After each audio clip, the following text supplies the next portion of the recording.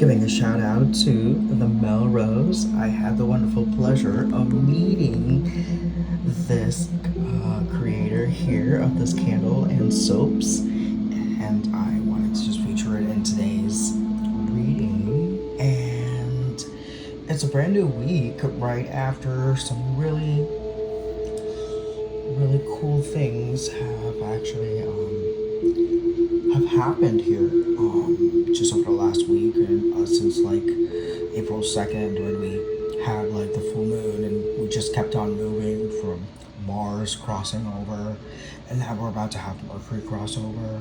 But there were like so many other things that were going on in the planetary alignments that there's just been a big turnover in all of the way that we saw things to be. So today I started my reading a little bit just because of the fact that we have come to this present point of having the sacral chakra, which is a very primitive part of like who we are. So you can tell that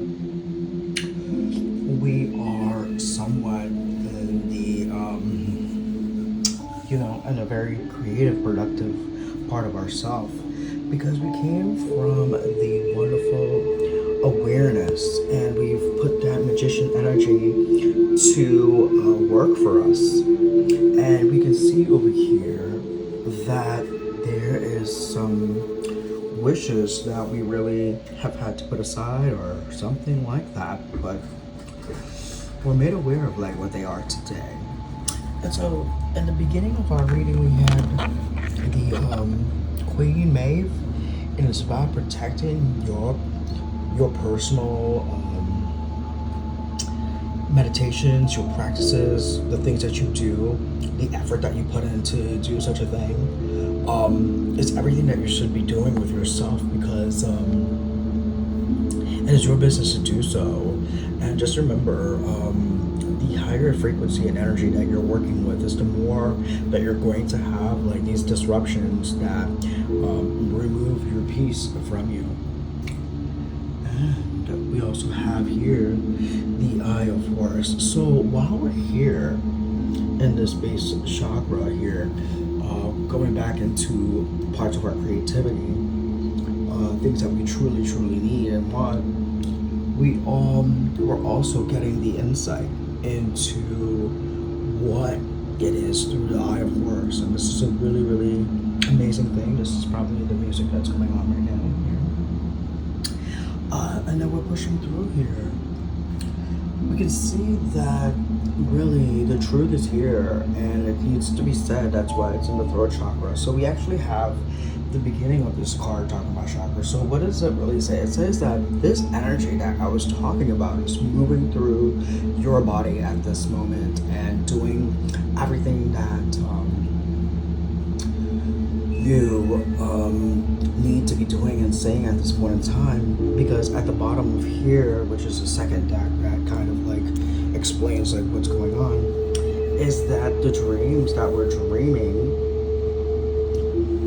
I'll show you this real fast before I skip over, is actually right here. It's the star. And you can see over here that while we're thinking about this dream in the opposite side, the dream is touching the card on the right side here. And as you can see in this one though, the same light that's over here now is now actually sort of like being divinely moved. And if we backed up here, we saw that there was a moment, that tower moment, that changed everything here. Maybe our desires are causing a chaos, causing a remembrance, causing primordial kinds of things inside of us. Maybe it's that magician part of ourselves that we got that idea. Maybe that's the heat that's coming off of here. It's the truth. And also what happens here is that we go from this little chaotic moment here, maybe this week, today, these couple of days, who knows. They're usually, when you see it, is usually relevant to you. But as you can see, we've come to the Queen of Pentacles here, as she is. And that usually means that this Queen is someone who is in her form of where all of her requirements to carry on with her special work that she does is here. So you can see that there is a heavy concentration here, and so that all of her needs are met, so she can get her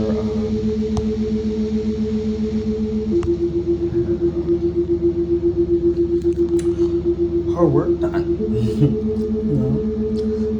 That's the other thing about this reading here. It ends over here with the Queen of Cups. I know I shouldn't, but the thing is that, yeah, we even have the Heartbreak and the Upside Down. So all of these are telling you a story. If we did from what would happen here in this lost sense of dream, a tower came. There's a celebration, and it brought back down to a lovers.